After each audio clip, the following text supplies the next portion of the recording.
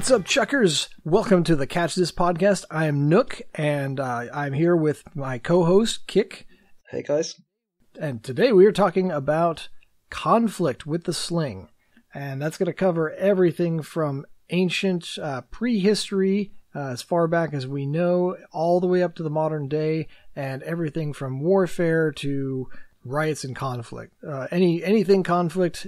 That's our topic today. We're going to take broad strokes because there's way too much to cover in a short single podcast, but Kick is going to lead us off. Take it away, Kick. Okay, picture the scene. You are a Spanish soldier, a conquistador, that has travelled thousands of miles over the ocean to take part in the Spanish conquests of South America.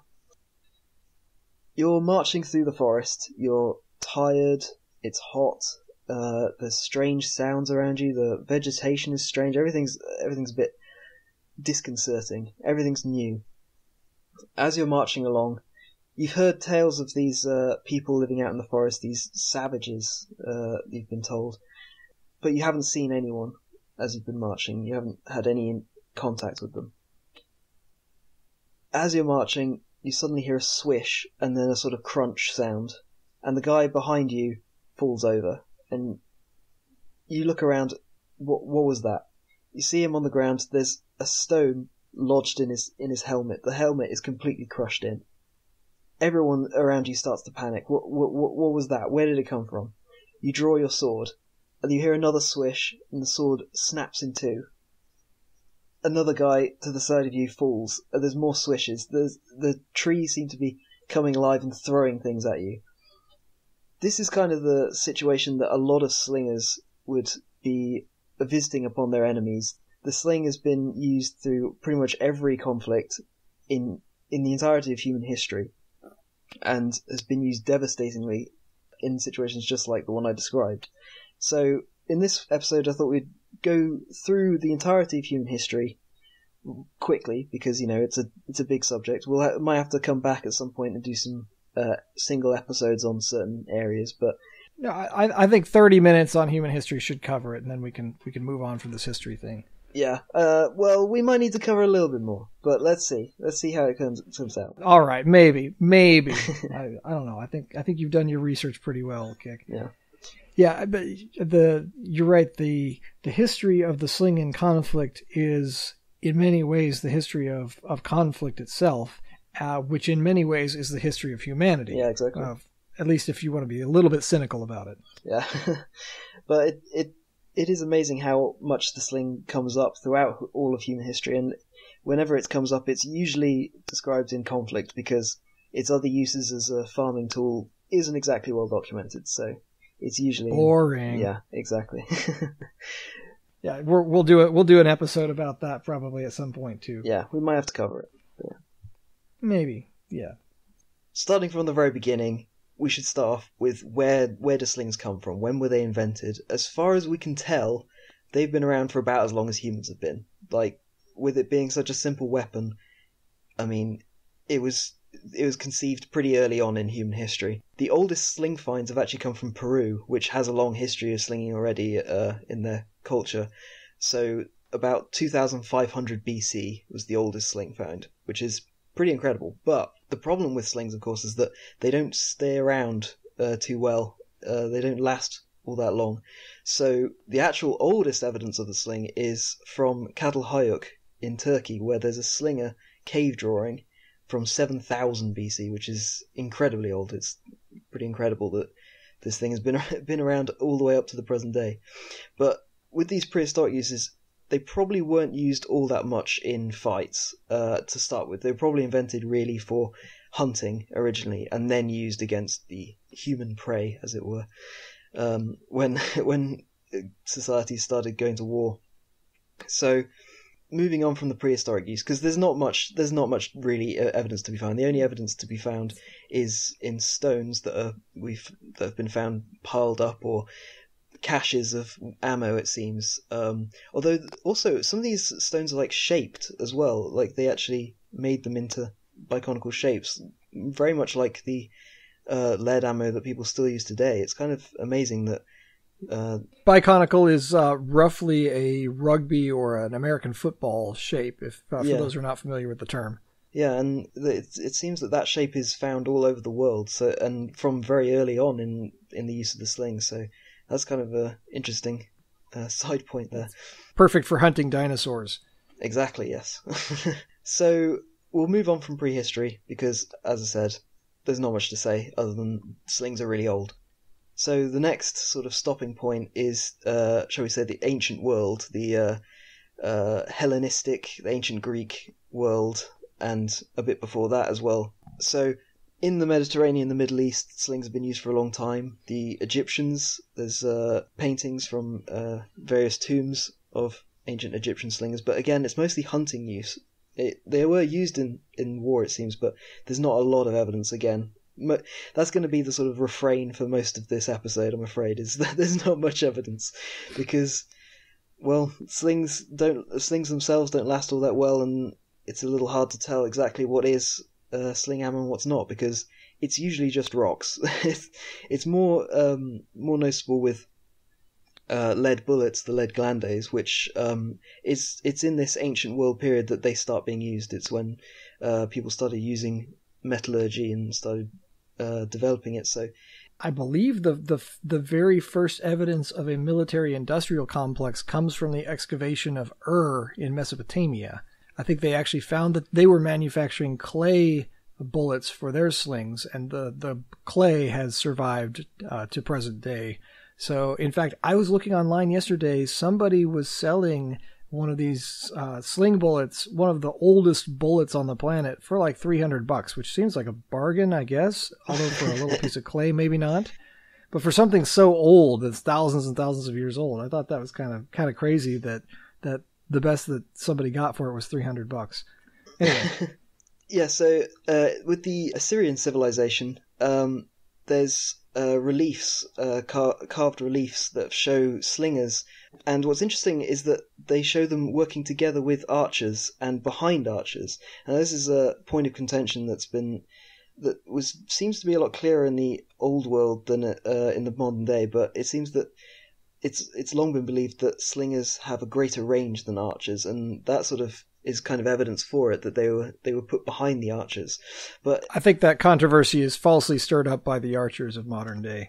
Yeah, I also agree, really. But we already know the truth. Come on, guys. Yeah, so it does seem that in most of history, the slingers do outrange archers, and I know that's a very controversial statement if you're an archer, but get over it. Yeah. There's plenty of depictions of slingers behind the archers. Basically, that implies that the slingers and archers can all hit the target at the same time if they're placed behind the archers, because they outrange them. Yeah. And there's still debate about what the typical range of a slinger is, and of course it's going to depend on the sling. It's going to depend on the techniques of the particular army or the particular slingers and so on. The ammo as well. Yeah. But I think, in modern day, what's the world record for a slinging distance? Oh, now I'm going to have to look it up. I can't remember. I want to say it's like half a mile. It's ridiculous. Let me see. According to Guinness Book of World Records, it is 437.10 meters, which was Larry Bray in Lower Utah on 21st of August 1981. So that's pretty far. That's not insignificant. Yeah, I mean not half a mile, but that's way too far. But yeah, so over 400 meters is the modern world record, and we don't know if maybe somebody threw further than that in the past, but that's a really long distance. Anybody who has tried shooting a rifle at 400 meters knows how far that really is. Yeah. Even with good optics and a scope and all that, That's a pretty amazing shot. So even if your average slinger is only doing over 100 meters, that still gives you a long reach compared to most weapons of ancient day. Yeah, they could really hit a target from a long way away. So it's interesting that relief that's from around 704 to 681 BC, which is a very specific time period. I don't know how they managed to get it that specific, but that's apparently when it's from. But it shows this first sort of use of slingers as their own unit, as it were. Because skirmish fighting has been the main use of slingers, that they would run in quick. They were very fast and light on their feet. They could move around a battlefield. So it seems that it was starting to be recognized that slingers themselves could be their own unit. And when talking about slingers being their own unit, we have to talk about the Balearic slingers. They were renowned slingers from the Balearic Islands. That's off the coast of Spain, or modern day Spain. Yeah, Majorca, Menorca, and Ibiza, and they were world renowned in the ancient world, at least. And even to the present day, they still have competitions and are very, very good slingers. If you look up some YouTube videos of them, it's amazing how good some of them are. But they were employed by Julius Caesar in the Gallic Wars. They were very well-known mercenaries. And oh no, I'm going to mess up the name now. But Vegetius? Vegetius? Yeah. Vegetius? I didn't take Latin at school, so I have no idea how to pronounce any of these names. And we got the name of his writing was De Re Militari from the 5th century. It's basically on the military, all about Roman military tactics and the Roman military makeup, how they created their armies. And he had something really interesting to say about the Balearic Islanders. I'll just quote here. Recruits are to be taught the art of throwing stones both with hand and sling. The inhabitants of the Balearic Islands are said to have been the inventors of slings, and to have managed them with surprising dexterity owing to the manner of bringing up their children. The children were not allowed to have their food by their mothers till they had first struck it with their sling. Now, I think it's questionable that the Balearic Islands invented the sling. As we mentioned, there's been evidence for the sling a long time before the Balearic Island civilization even started up. But right. And even if they did invent the sling, we're pretty sure that they can't lay claim to the invention of bad parenting. Yes, that's true. That's more of a universal human trait, I think. But it does show how much importance they put on the use of the sling and how they got so good, if that story is true. And how they would teach their children from a very young age that it was really a part of their culture and life. But what's interesting with that quote as well is that it tells us a little bit more, as it goes on, it tells us a little bit about how the sling was understood to work and why they thought it was such a useful thing that should be taught to all of the Roman recruits. It says here, soldiers, notwithstanding their defensive armour, are often more annoyed by the round stones from the sling than by all the arrows of the enemy. Sorry, archers. Stones kill without mangling the body, and the contusion is mortal without loss of blood. It is universally known the ancients employed slingers in all their engagements. There is the greater reason for instructing all troops without exception in the exercise, as the sling cannot be reckoned any encumbrance, and often is of the greatest service, especially when they are obliged to engage in stony places to defend a mountain or an eminence, or to repulse an enemy at the attack of a castle or city. So that really tells a lot about how slings have been used for a long time. Even thousands of years ago, they were saying it had been used for thousands of years. That the sling was thought to be, it doesn't take up any space in your on your belt or wrapped around your arm. It's useful for all recruits to have it, and as it says, it's very versatile. If you're somewhere with stones, you are surrounded by ammo. So I think that tells quite a lot about how much stock they put in the sling and how it was so useful. Yeah, it's basically just a free weapon. Yeah. It's a piece of rope, and you don't have to carry a lot of ammo with you unless you are trying to do something specific like be accurate. But for large groups, you can throw even a fairly jagged rock and get in the right general area. The next big civilization we should definitely mention is, and we kind of already have moved into that, the Romans. They seem to have used the sling quite extensively, as it said there, that they had sling bullets, the lead sling glandes, and they even depict slingers on Trajan's column, which was this column depicting some wars that Emperor Trajan had waged, and sort of celebratory columns that they made. And slingers are shown quite clearly on there, so they're obviously an important part of Roman army that they had them so prominently. Yeah, which, of course, I think a lot of people like to overinterpret that column sometimes, all the way down to measuring the estimated length of the sling on the column, which probably has more to do with how much room they had trying to cram a bunch of stories onto the column than about how long the slings actually were that were being used and that sort of thing. Yeah, that comes into the sort of general things to be remembered when looking at history, is that just because something is drawn doesn't mean that the person drawing it or carving it or depicting it doesn't mean that they actually even saw the thing that they're carving or depicting or painting or even describing. If you've ever seen any of the drawings of like elephants or giraffes from medieval artists, it's hilarious how badly they mangle those animals. So it's always has to be remembered that just because someone's drawing it doesn't mean that they've got a sling in front of them or a slinger. Future historians will believe that that in my era there were Batmans everywhere based on the drawings that they would find around my house. Yeah, I can imagine. Simply because my 6-year-old likes to draw Batman a lot, and occasionally Robin. But but it wasn't just the Romans that were using slings. It was also the people that they were fighting against. It was a widespread weapon that, as we were saying, it's been around for so long and been all over the world that it was very common being used against Rome as much as it was used by Rome. So the Britons and Gauls used it. Loads of different cultures, pretty much every culture, was using slings at this time. And there's been a lot of hill forts all the way up into the Iron Age and past that have found big caches of sling stones, just these huge piles of rocks ready to be used in defense of the fort.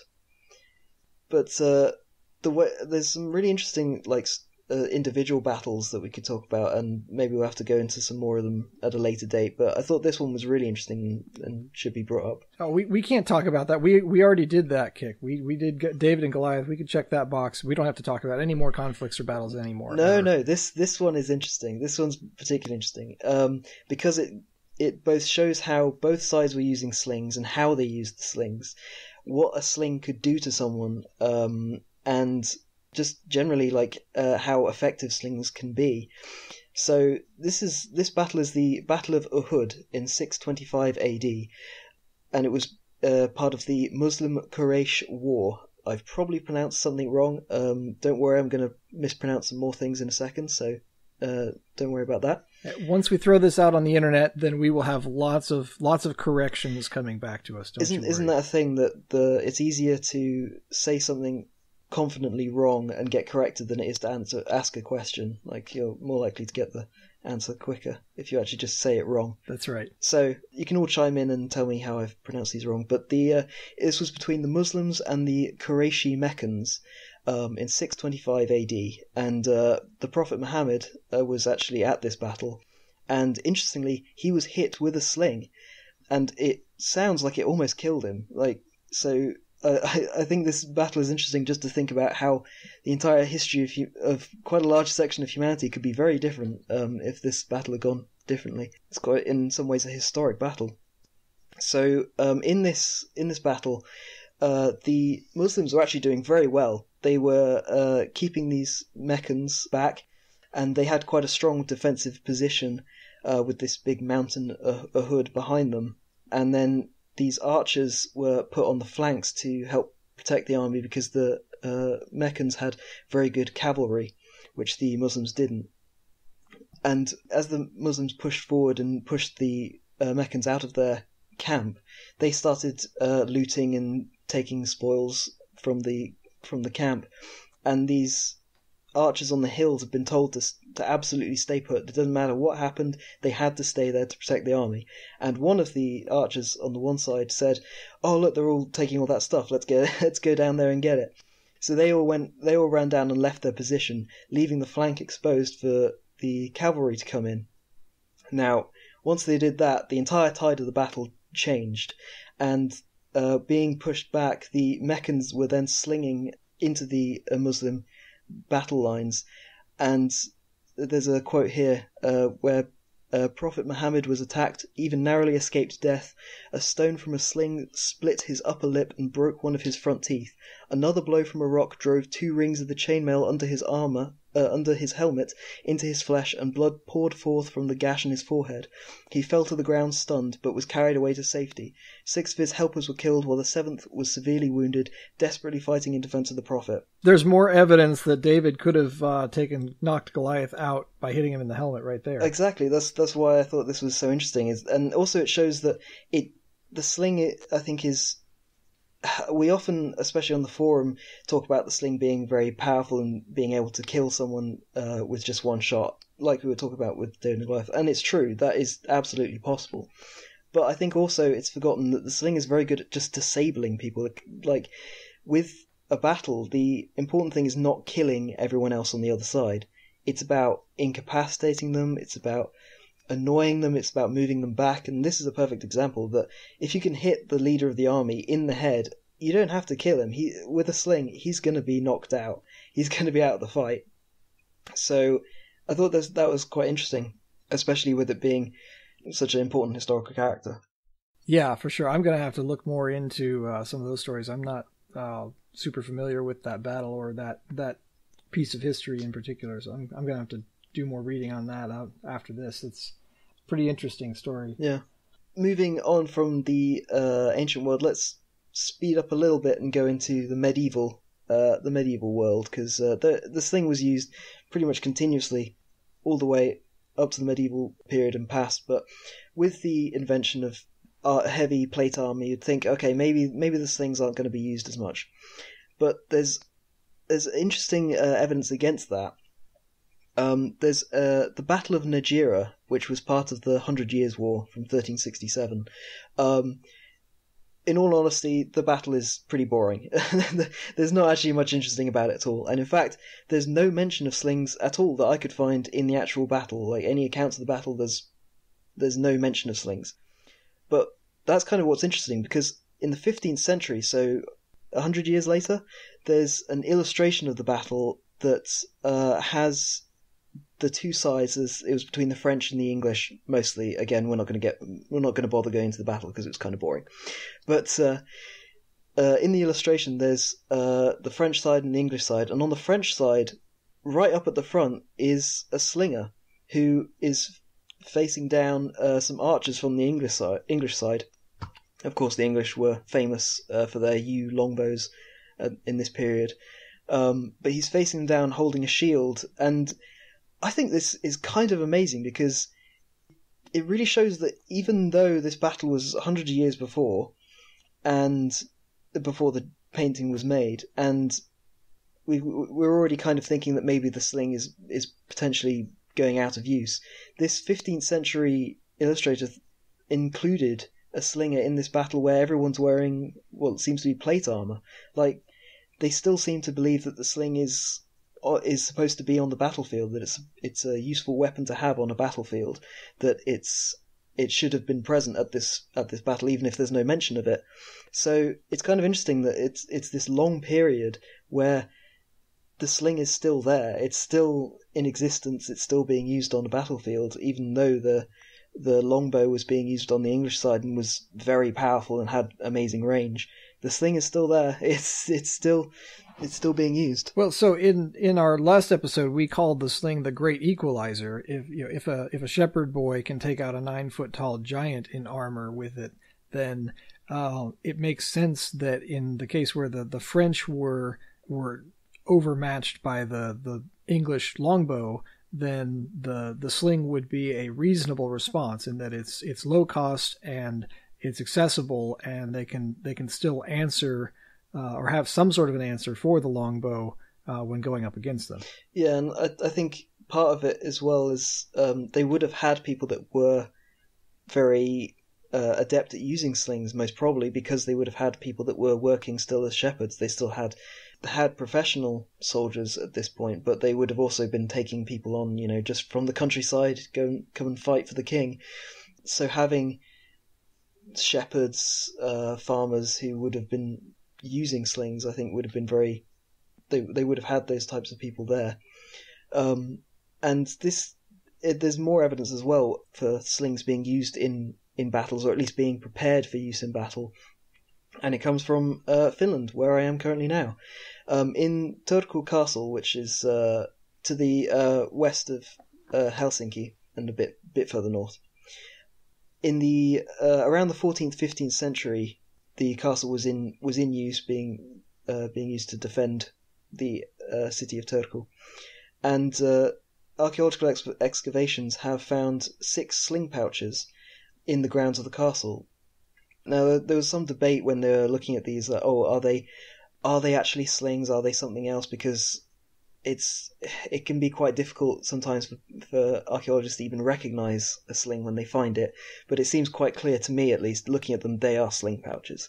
Like, they absolutely have the right shape and size and everything. They have some of them have slits cut into them to make them able to form around the ammo in the pouch. Like, there's no doubt in my mind that they're slings. But they're also, again, talking about this fact that it's a great equalizer. Most of the pouches were made out of old shoe leather, so they'd just taken the leather that they had available and made them into pouches for use in war, which I think is also really interesting. That because I think a lot of the times people think of war as being something that professionals do, that they have professional equipment, that they have all of these things prepared, but with these, they're just made from old shoes. Like, these weapons that were going to be used to defend a castle were just leftover pieces, which I kind of like. That whole being, it's that common man's weapon thing again. Yeah, exactly. Yeah. So going past the medieval period into the more colonial period of great expeditions across the oceans by the Europeans to go and discover new lands and conquer them. The Spanish conquest into South America came up against the Incas, and the Incas were using slings for a long time. As I mentioned before, I mean, Peru and in that sort of area, they had slings that were from 2500 BC. So they knew what they were doing with slings. And some of the accounts from the Spanish conquistadors, where they were relaying some of their expeditions back to the Spanish government, were saying that these Incas were able to break swords in two and kill horses using their slings, which, I mean, that's pretty terrifying. It's like, and it seems that the Incas were doing this just with wool slings. Like, they had alpacas and llamas that they would make slings from their wool. Usually the alpaca was not still attached, by the way. Usually, yeah. It makes it easier if they're not attached. But it does. You have to use a slightly different slinging style when you're attached to an alpaca. If you're riding the alpaca, would that work? I don't know. We'll have to do some experiments with that. But well, yeah, we'll definitely have to try that. I just got to go find a llama.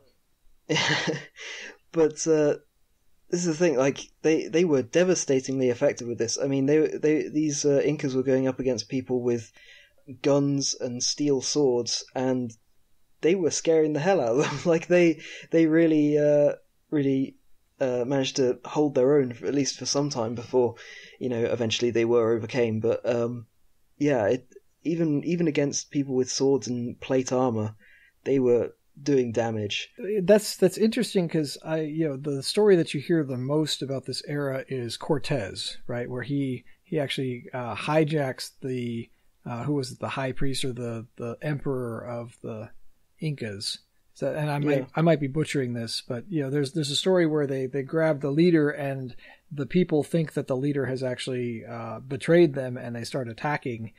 While the Spanish thought they were taking a hostage, the people think that they were betrayed, and so they start attacking, and they're trying to make this harrowing escape while being pelted by stones. And usually when you hear it, there's sort of this assumption, well, the Spanish at this point had steel armor, and so the stones were harmless. And that's kind of the impression you get from hearing the story in a broad strokes sort of way.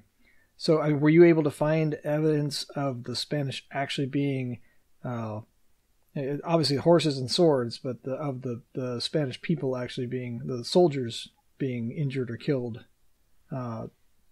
Maybe even during the Cortez expedition, that would be interesting to hear. I did manage to find that, but I'm sure the information's out there.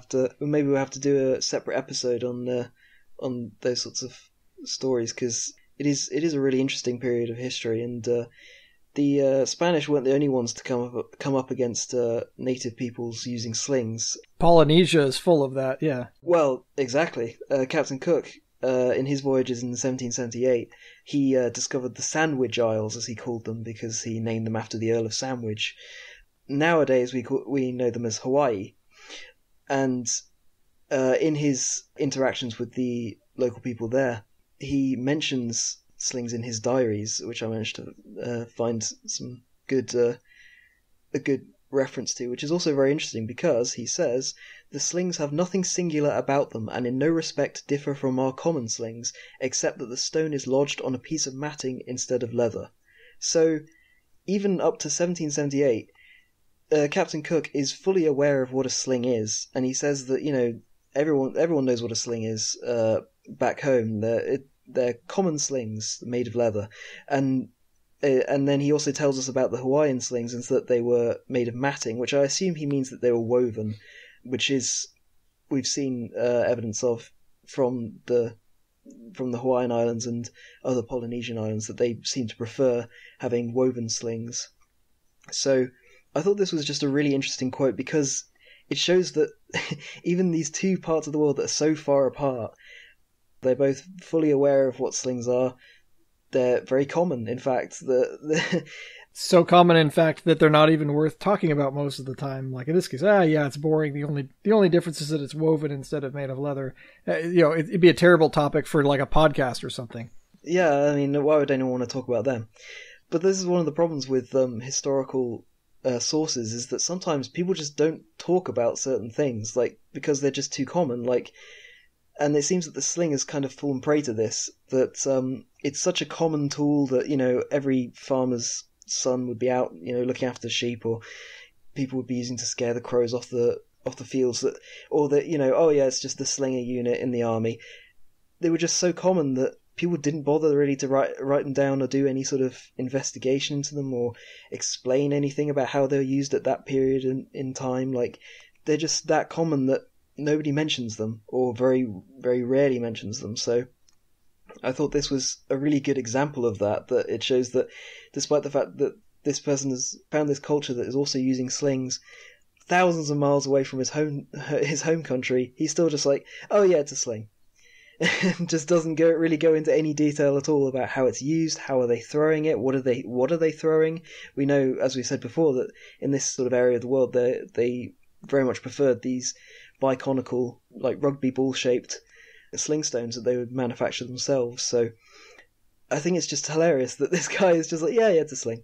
It just doesn't go into it at all. Now, wasn't it I want to say in Guam, somewhere there is an example of a very large biconical sling stone that is thought to have been like a canoe breaker. Like they were using a specialty sling with a great big stone, almost like a trebuchet without the trebuchet, where they're launching these great big stones, trying to break up boats that are getting too close to the island. Yeah, in Guam, I saw that they've tried to do some sort of recreation with that, having like really long slings for throwing really large sling stones, and it does seem that it would be possible. I mean, I've got to say, I would be pretty amazed to see someone slinging on a canoe, but it seems that that's also how they use them. And I can imagine, looking at the size of some of these stones, if it did hit a canoe, yeah, you'd be swimming pretty quick, because they're not to be messed with, these huge rocks against a little wooden canoe. So I think that's also interesting, is that they thought about that. They thought about how they could completely disable their enemy coming at them in a canoe using just a sling. Like, a lot of other people wouldn't I feel like in a lot of places they wouldn't even consider using a sling for something like that. They would try and make some sort of a trebuchet or catapult or something, but they're like, no, the sling can do it. We just need to make the ammo bigger and the sling longer. So using slings in this sort of way, in this sort of ingenious way, is carried on through history. So in the Spanish Civil War, which was 1936 to 1939, even grenades were used with a sling, and there's actually, amazingly, video footage of this. There's a guy on a roof slinging a grenade against the enemy, which you can see it's very clearly against the sky how he's using it, and I think that's another thing the sling is just such a versatile weapon that you can use all these different types of ammo, including grenades. And again, with it being such a versatile tool that's lightweight, that you can carry, that you can be quick and on your feet, it's been used right up to the present day in riots and protests as well. Most famously, of course, with the protests of the Palestinians against Israel. There's a lot of video footage and a lot of photos of these slingers using very long slings to throw rocks at armed Israeli Defense Force soldiers, which it seems that there's a long history of that in the Middle East area, because they have all the way back to David and Goliath, which is then used a lot in comparisons of this situation. This underdog. I think a lot of times you see these very beautifully taken photos, and they're trying to draw that symbolism of David and Goliath, implying that here's this poor low technology slinger who's standing up against this big mean high technology oppressor, which very much fits the theme of David and Goliath, right? So that they're definitely borrowing the symbolism of that, whether it's true or not, or whether that's actually a legitimate comparison. We won't get into the politics of that, but they are clearly trying to draw a parallel to the original story of David and Goliath in doing so. The other thing I think that you see a lot in the protests is, a protest is sort of a lightweight version of conflict, and there's always this little dance on the edge of escalation of violence, right? They're trying to harass and wear down and exhaust the other side without escalating to the point where they're going to respond in a way that they are going to actually get hurt. Yeah. So you see this a lot with rioters, right? They'll throw water bottles, they'll throw things at a line of police, and they're hoping that the police aren't just going to pull out a gun and start shooting. They have the technology, they have the ability to escalate violence way beyond what the rioters really want to face, and they're kind of trying to just dance right along that edge. And what I think is interesting about the sling, I mean, you take a sling and a stone, and it could very easily be considered a lethal weapon, and yet there's this modern pop culture idea that it's sort of a child's toy, or that it's just like throwing a rock, you're just throwing it a little bit further. Yeah. So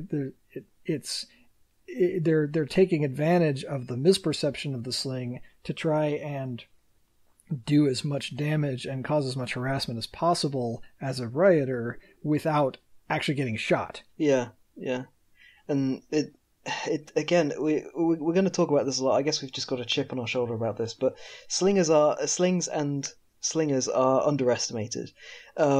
People really don't expect much from a sling or a slinger, and the truth is that, as we said, they're dangerous weapons, and that's something that we should probably mention at this point. Please don't take any slings to a riot or a protest. Just listeners, please, because we really like slinging and would prefer. I mean, maybe if you have sock balls. If you want to throw sock balls at the other side, that maybe sock balls, yeah. But we'd really prefer slings not to be made illegal. Yeah, we don't want the sling to get a bad name for. It is a common man's tool, and it always has been, and we can't stop anyone from using one in whatever way they choose. But I will just emphasize, like I did last time, you are responsible for whatever you throw out of a sling and wherever it goes, whether you intend to do something with it or not. So just be responsible. Yeah, and think about us more peaceful slingers that just want to go to a park without being arrested. That's right. Think of the children. So that was basically a very quick run through of the history of slinging in conflict. It was pretty quick. Yeah, I mean, basically it's the history of the world through the history of conflict through the eyes of the sling, which is pretty much universal from prehistory all the way up to modern day conflict. It's funny how the sling is so ignored and so universal even today. You don't hear a lot of mention of it. I've seen mention of slingshots even, but you don't hear a lot of people using slings outside of some of the Palestinian riots. They exist, but it's just a forgettable thing, and it's funny. I don't know why it is that way, but it is interesting that it's been with humanity for as far back as we know.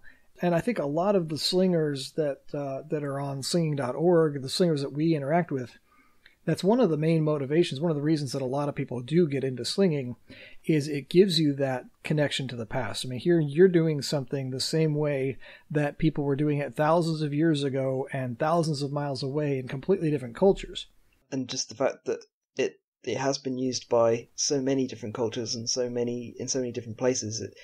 Pretty much everyone can look back in their own country's history and find slings being used. There's been a revival of slinging in Guam. I know that they've been working very hard to recreate that native culture and native connection with slings, and they've been running their own competitions there. So I think that is something that's interesting with the sling, and interesting aspect is that you can connect very deeply with history with it. It's very much tied to the history of humanity. It's a very important part that doesn't get talked about enough, which is why we're here. We're here to talk about it. And I think that does really give you that connection. Yeah, I mean, it really blows my mind that the sling is so under-recognized, underappreciated in modern day culture. I mean, I get it that we have firearms, we have all of these other technological things out there, but you can just walk into the woods, grab some grass. In fact, anybody who's watched the Primitive Technology YouTube channel, I can't remember the gentleman's name who does that YouTube channel, but he literally just pulls some grass out of the woods, turns it into a sling, and then starts slinging stones. You start with nothing, and then an hour later, you have a deadly ranged weapon that is capable of hurting another person or hunting or keeping you entertained. There's so much. It's so simple and so universal that I mean, there are cultures like in Guam, they're using it to reconnect with their past, but they can't claim the sling as uniquely theirs. It's just one of the ways that they connect to their past. And I think we can all do that in a way, not to reconnect with Guam's past, but with humanity's past, and to understand kind of how when you strip away all the technology and all of the layers of society, everywhere you go, the sling is still there. Yeah. And so it does give you this sense of connection with history, because you can do it just like anybody did it thousands of years ago. You can get that same experience of slinging.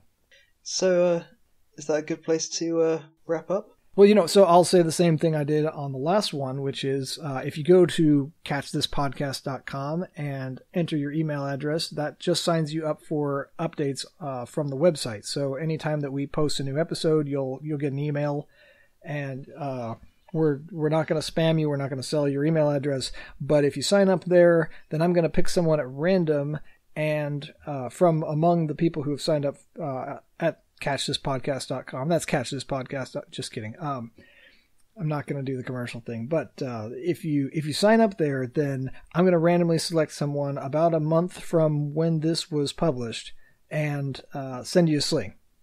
That's a good deal.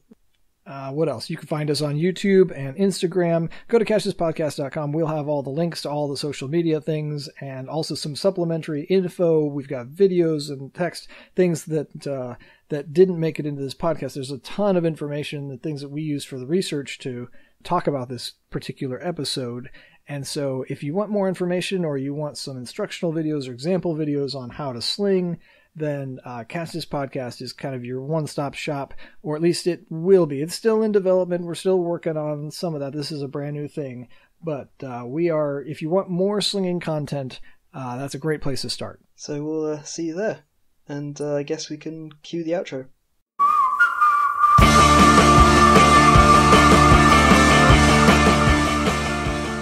Thanks for listening.